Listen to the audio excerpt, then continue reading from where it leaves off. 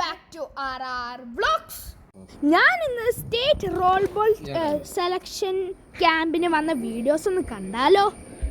എല്ലാ ജില്ലകളിൽ നിന്നും സെലക്ട് ചെയ്ത കുട്ടികളുടെ സ്റ്റേറ്റ് സെലക്ഷൻ ക്യാമ്പായിരുന്നു.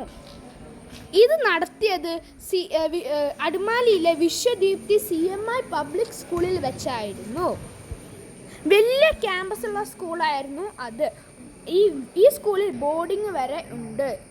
വാമപ്പ് ചെയ്യിപ്പിക്കുന്നതാണ് കാണുന്നത്.